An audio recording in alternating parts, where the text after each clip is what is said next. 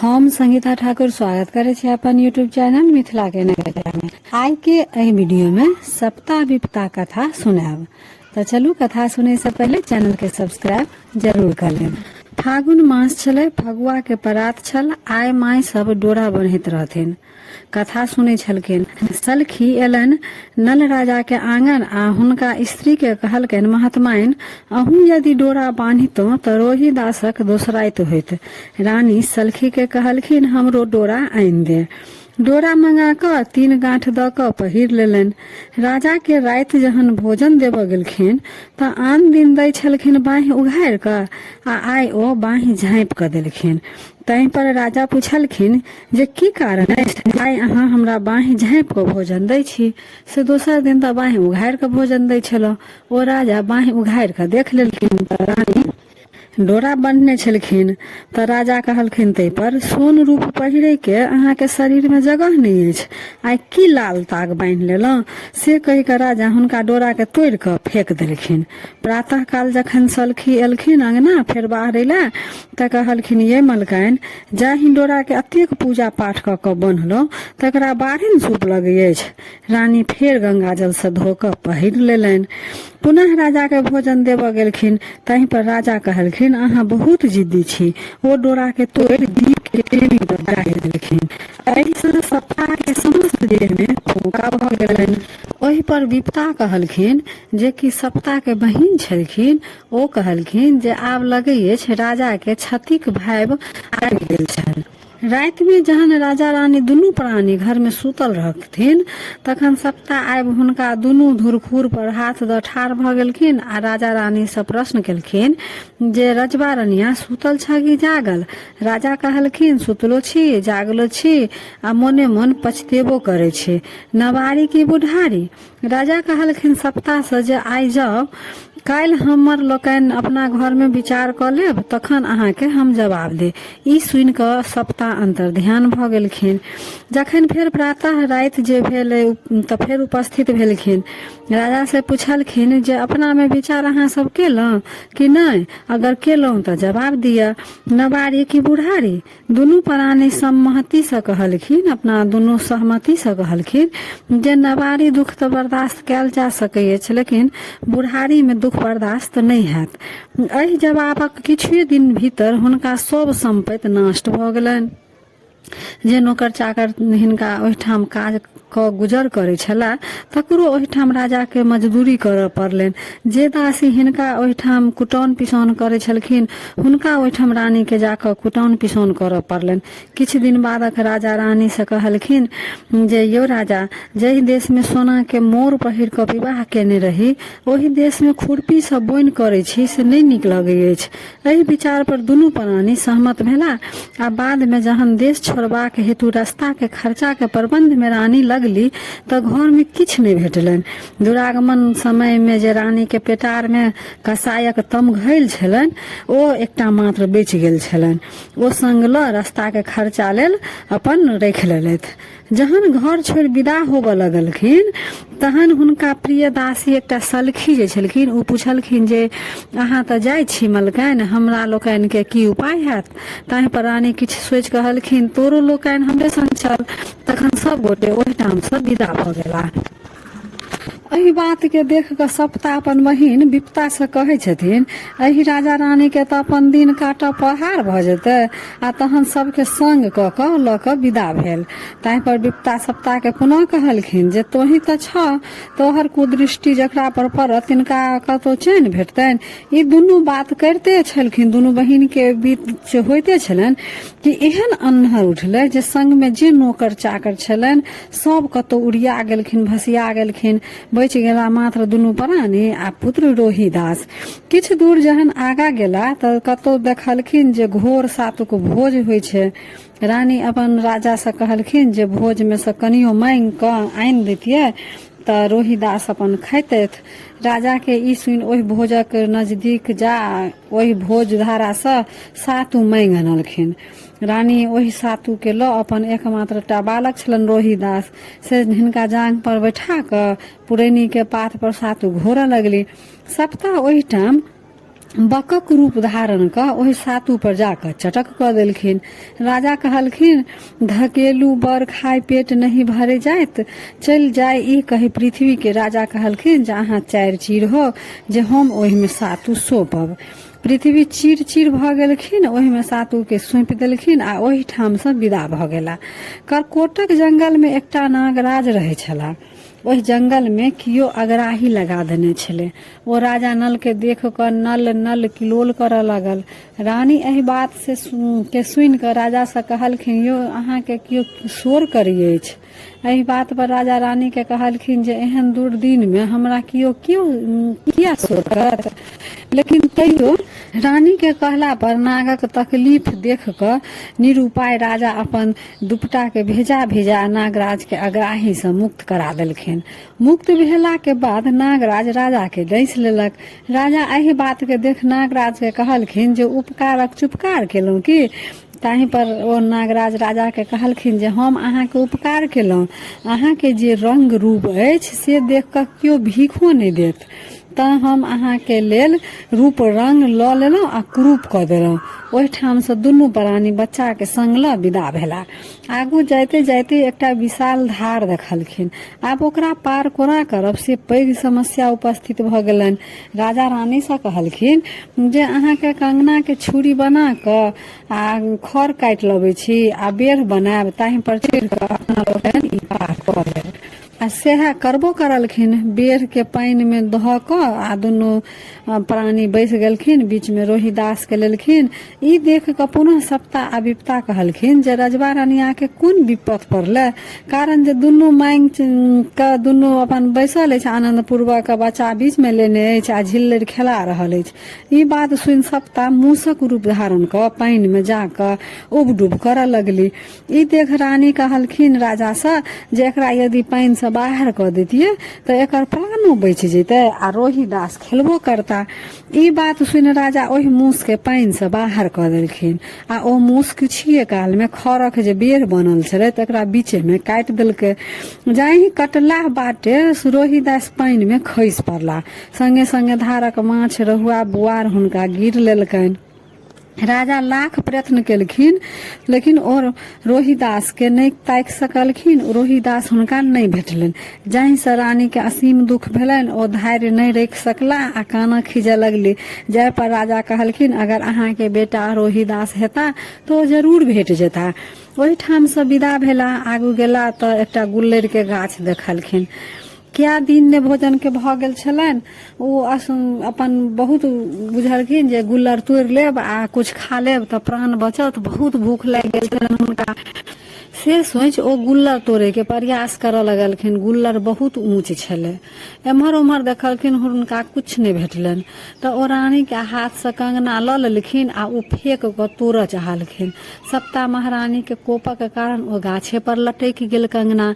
ओहिठाम से दुनू गोटे विदा भऽ गेला। 7 दिन दुनू प्राणी के भोजन केने बिना भऽ गेल छलनि। राजा के रानी कहलखिन जे कतौ से किछु मांगि अनितौं तऽ भोजन करितौं। ओहिठाम से राजा विदा भेला। भिक्षा मांगे के उद्देश्य से एक गोटा के ओहिठाम पहुंचला, जाहिठाम पुरुष पात नहीं भेटलनि आ आंगन में ननद भौजाई पिसिया कुटिया करे छलखिन। पहिने दुनू गोटे गीत गबैत छलखिन, पिसिया करे छलखिन। चिक्कस जांत से छिलैक छिलैक खसैत छलनि। हिनका के लोकनि के पहुंचला से चिक्कस जे छल से दर्रा जगह खसऽ लागल। दुनू ननद भौजाई में झगड़ा हुआ लागल। ओहि ठाम से बूढ़ पुरान जे छलखिन स्त्रीगण से कहलखिन जे हिनका भाग कर्म से जे किछु खसल है से हुनका दऽ दियौन। ओ रानी ई अपन लऽ कऽ सोचलखिन जे जाइ छी लिट्टी लगा लेब। कहलखिन जे चलू रानी, आब अहाँ अपन लिट्टी लगाओ, हम तीमनक उद्देश्य से एकठाम मलाह से माछ मांगि आनै छी। पहिले तऽ मलाह लंग पहुंचलखिन राजा तऽ पहिले तऽ मलाह खूब बड़का बड़का रहुआ बुआर पड़े छले मलाह के। ओ अपन कहाँ पहुंचलखिन कि बस चुन्नी पोठी पड़ऽ लगलनि आ दुनू सार बहिन जे माछ मारे छले ताहि में झगड़ा हुआ लगलनि। बूढ़ पुरान कहऽ लगलखिन हिनका भाग से जे चुन्ना पोठी पड़ल छनि से दऽ दहुन। राजा रानी लग आबि कहलखिन लिट्टी लगा कऽ माछ झरका लिअ, हम स्नान केने अबै छी। रानी के लिट्टी लगायल आ माछ झरकायल भ गेलनि। तऽ रानी सोचलखिन जे कहाँ राजा राजसीय भोजन करे छला आ कोना ई झरकल खेता। तैं जाइ छी धार से एकरा धो अनै छी, पवित्र सँ हुनका भोजन देबनि, पवित्र भऽ जेतै तऽ ओ भोजन करता राजा। रानी ओकरा धोबाक लेल धारक किनार पहुँचली, जहाँ कि ओ धोअ लगली कि सब रोटी सजीव भऽ उड़ि आकाश चलि गेल आ माछ सजीव भऽ जल में तारऽ लागल। जल में सब एकटा माछ सब पड़य लागल। कोहना 2-4 टा छानि सकलखिन आ ओ घुरि एलखिन। राजा स्नान करे काल में सबटा ओ देखे छलखिन। उएह घाट में उएह जगह ओ दोसर घाट में स्नान करे छलखिन। ओ कहलखिन जे किछु बाँचल अछि तऽ लाउ दुनू गोटे बाँटि कऽ खा लै छी। रानी कहलखिन राजा से और कियो सर संबंधी नहीं अछि। जे राजा कहलखिन जे हाँ अछि, यशो बहिन, हुनके ओहिठाम पहुँचल जाय। ओहिठाम जे गेला तऽ देखलखिन जे ओतऽ उपनयनक आयोजन छलै, भोज भात होइ छलै। कियो जाय तऽ हुनका बहिन के कहलखिन जे अहाँ के भाई भौजाई अबै अछि। ओ संवादवाहक से पूछलखिन जे क्या गोटा से आ कोन की केना एला से कहू। ओ कहलखिन जे कियो संग में नहीं छनि, अहाँ के खाली भाई भौजाई छनि और कुछ हुनका संग में छेबो नहीं करन, कुछ लइयो के नहीं एला।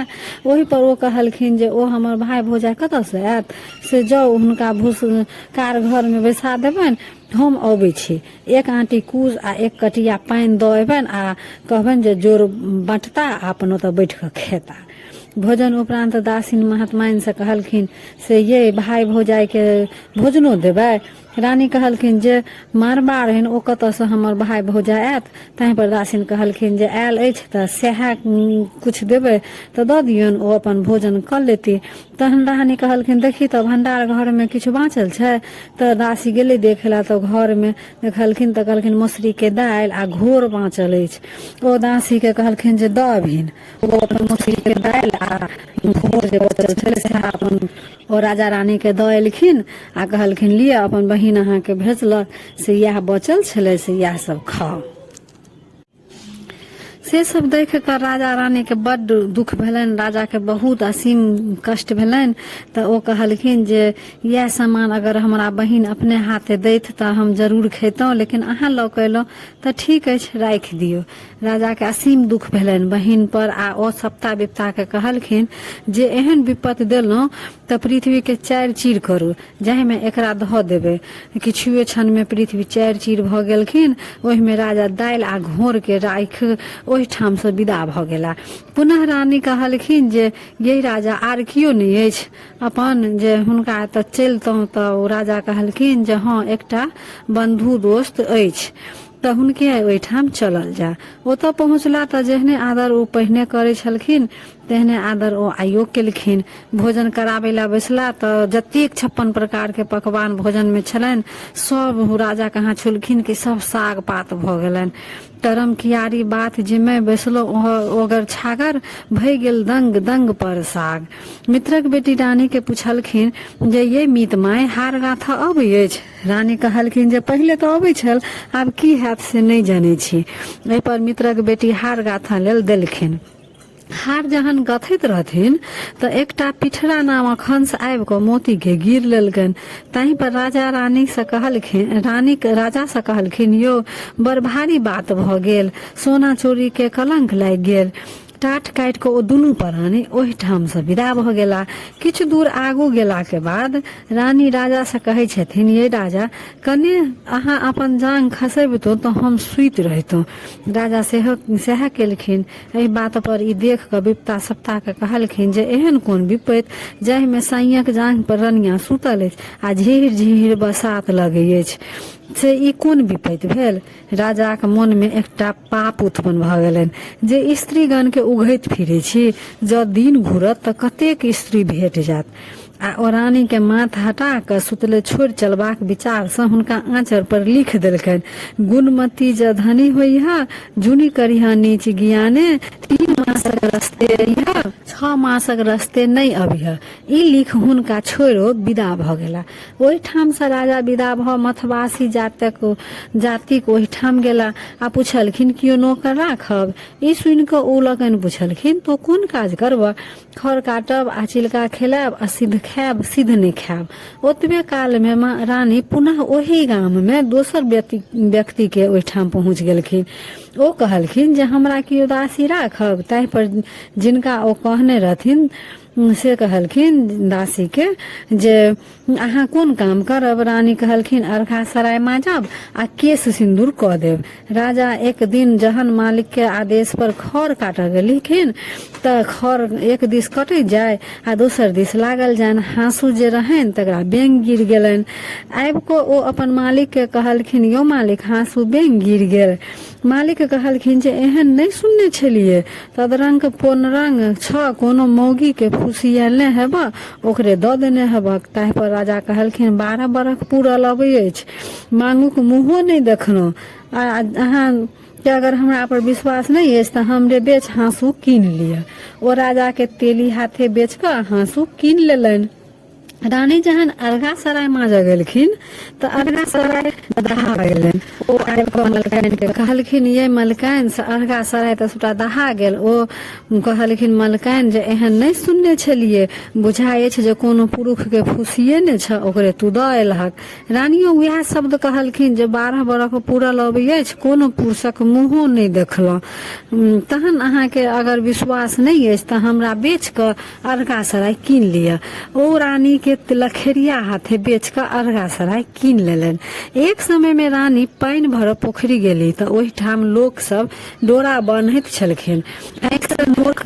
जे यह बान्हैत 12 बरसात बहि गेल आ पुनः हुनका मोन में डोरा बान्हबाक विचार उत्पन्न भेलनि। ओ हुनके सँ सब बर पुआ डोरा मांगि कऽ कथा सुनि कऽ अपन सब कुछ केलथि। ओते पूजा पाठ जेना होइ छै सप्ताह डोरा के। एक समय में रानी पानी भरऽ पोखरी गेलखिन। ओहिठाम लोक सब डोरा बान्हैत देखलखिन। लोक सबके आँखि से रानी के लोर खसऽ लगलनि जे यह बान्हैत 12 बरसात बहि गेल आ पुनः हुनका मोन में डोरा बान्हबाक विचार उत्पन्न भेलनि। आ ओ हुनके सबसँ बर पुआ आ डोरा मांगि कथा सुनि डोरा बान्हि लेलनि। जाहि घैल ल ओ पानी भरऽ गेल रहथिन से सोना के भऽ गेलनि आ गेरुली जे बीरबा छलनि ओ रूपा के भऽ गेलनि। साड़ी जे फाटल पुरान छलनि पुनः रेशमी में बदलि गेलनि। ओहि ठाम से जहन घूमि कऽ एलखिन तऽ लखेरा कहलखिन रानी के जे ई दमापति कोन सौदागर के फूस लेलहुँ जे अहाँ के ई सब देलक। दमापति ताहि पर बिगड़ि कऽ कहलखिन जे ई जुनि कहू, हमरा पर सप्ताह विपता के कुदृष्टि छल तकरे भोग हम भोगै छलहुँ। आइ हमरा पर ओ लोकनि खुश भेली तऽ ई परिवर्तन भऽ गेल।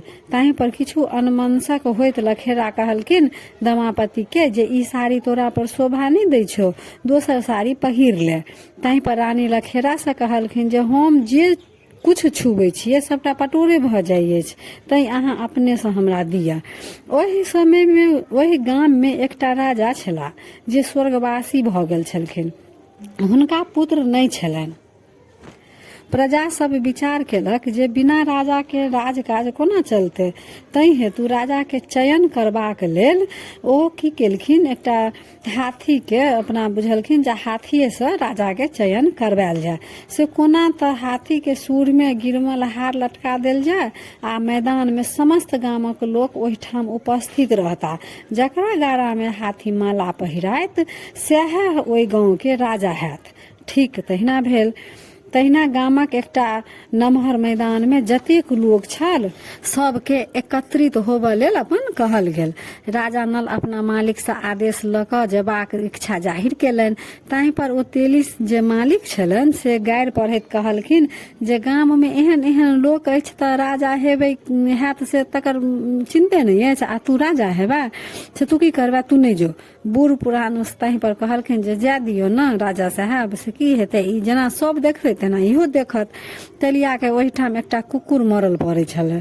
कहलकै जे जो एकरा फेंक ले तहन तू जइह। राजा जखन ओहि कुकुर जे छलै मरल तकरा छुलखिन कि बस ओ सोनाके भऽ गेल। ओ पृथ्वीके ठोकि देलखिन जे हमर दिन घुमि गेल। छाउरमे सोन भेल जे कुकुर छलै तकरा झाँपि कऽ ओहिठाम आ ओ अपन मैदानमे पहुँच गेल जतऽ कि राजाके चुनाव होइते। हाथीके सूरमे गिरमलहार पहिरालक सब, चुनल गेल जे अपना अपना छोड़ि दियौ, आब देखियौ जे ई केकरा राजा बनेता। हाथी के गिरमलहार पहना देलकै। अब उ हाथी के जे गिरमलहार पहनने देखेलखिन तऽ राजा नल के हंसी लागि गेलन। हाथी घूमैत घूमैत हुनका लग आबि गेल आ ओ हिनका गारा में पहिरा देलक। ई बात देख कऽ सब हिनका मारि पीट कऽ ओतऽ से भगा देलकै आ पुनः हाथी के माला देल गेल। राजा के ई दृश्य देखबाक लेल ओ एकटा साहुरक गाछ छलै, ओहि गाछ के अपन और भऽ कऽ उ खड़ा भऽ गेलखिन। हाथी के फेर जे पहिनायल गेल छलै गिरमलहार, फेर हाथी गिरमलहार लऽ कऽ खुनैत पीचैत पुनः ओहिठाम पहुँच गेल जतऽ कि राजा नल अपन नुका कऽ खड़ा छलखिन गाछक और में। ओ पुनः हुनके गिरमलहार पहिरा देलक। तहीं पर लोक सब कहलकै जे 3 सत्य सत्य होबाक चाही, से देखियो फेर गिरमलहार हाथी केकरा पहिरबै छै। तखन लोक सब कहलकै जे हाथी तऽ कोनो मनुष्य नहीं छै जे दिशा पक्षित करत, से यदि कहियो कि राजा हेतै तऽ हिनका पहिरोलक, से एक बेर फेर करू। फेर ओकरा गिरमलहार हाथी के सूर में देल गेलै, फेर ओ राजे के जाकर पहिरा देलखिन।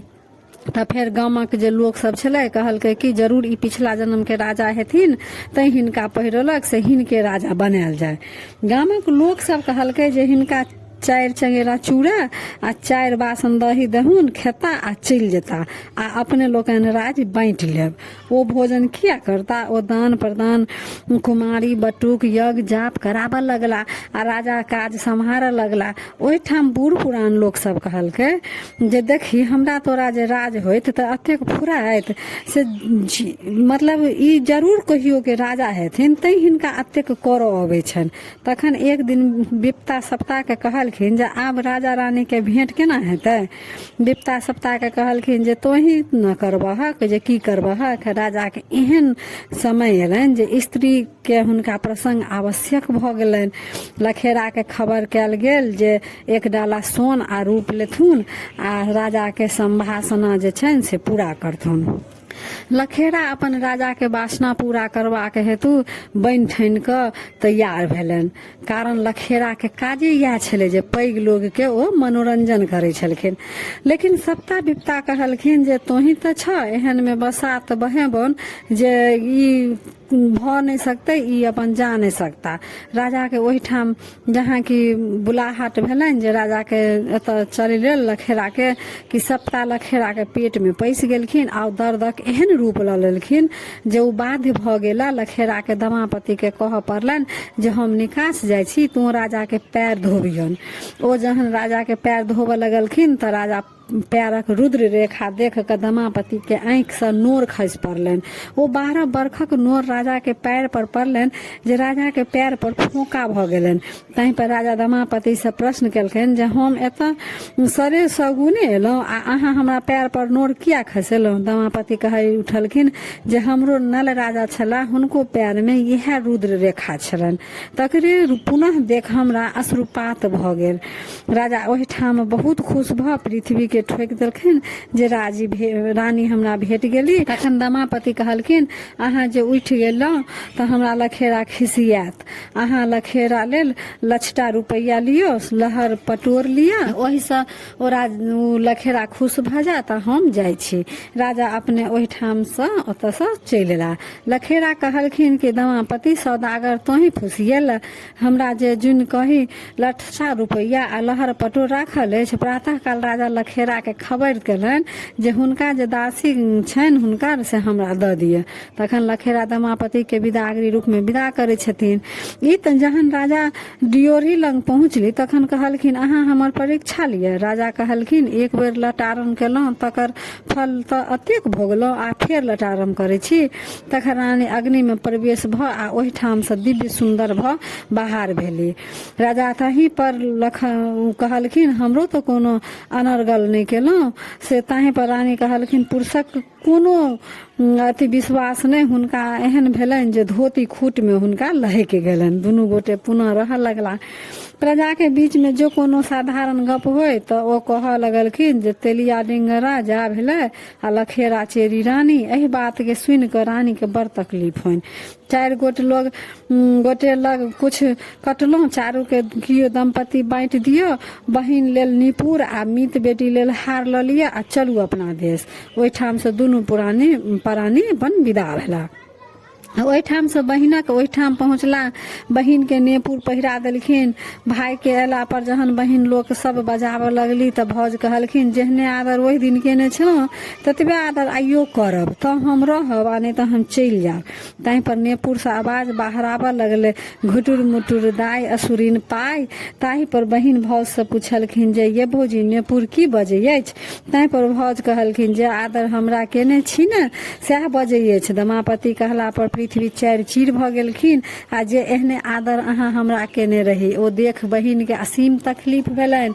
ओहि में से राजा ओतऽ से अपना राजा विदा भेलनि आ अपन मित्र बंधु के ओहिठाम पहुँच गेला। मित्रक बेटी के हार पहिरा देलखिन। जेहने आदर ओहि दिन केने रहथिन तेहने आदर आइयो केलखिन। ओ हार जे पिठरा हंस गिर गेल रहनि सेहो दऽ देलखिन, ओहि पहिरा देलखिन। मित्र बेटी पूछलखिन ये मीत माय ई हार केहन अछि। रानी कहलखिन ओहि दिन तऽ दिन घटल छल, सोना के अपमाद लागि गेल छल। ताहि पर मीत बेटी कहऽ लगलखिन हम सब तऽ किछु नहि कहलहुँ। तखन राजा ओहिठाम से विदा भऽ गेला। लिट्टी रास्ता में भेटलनि, कहलखिन राजा बाबू प्रणाम। ताहि पर राजा कहलखिन पिपरक पात होइह बिन बसात हर हरइह। अशुभ में अंगना जइह, शुभ में अंगना नहीं जइह। माछ कहलखिन राजा बाबू प्रणाम। राजा कहलखिन बिसाढ़ी माछ होइह, चमार के पसंद हेबाक। गुल्लर एलखिन, ओ कहलखिन राजा बाबू प्रणाम। देखते बड़ सुंदर होइह, लेकिन फाड़त तऽ फनिहा बहरेत। सातु एलनि, राजा के देख कऽ कहलखिन प्रणाम। सातु कहलखिन केहनो बना कऽ खेला के बाद से तू कंठ डाह देबे करबा। जात कहलखिन राजा बाबू प्रणाम।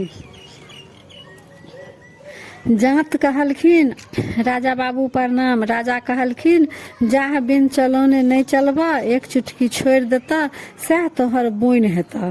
तहन पहुँचला करकोटक नाग लग। ओ नल नल फेर कहऽ लगलखिन आइ अहाँ के दिन घुरि गेल, अपन रूप लऽ लिअ। रानी कहलखिन यौ राजा सब तऽ भेटल, खाली रोहिदास नहीं भेटला। राजा कहलखिन चलू अहाँ के हेता तऽ ओ जरूर भेटता। गाम में हल्ला भऽ गेल जे धर्मवीर राजा आबि गेला।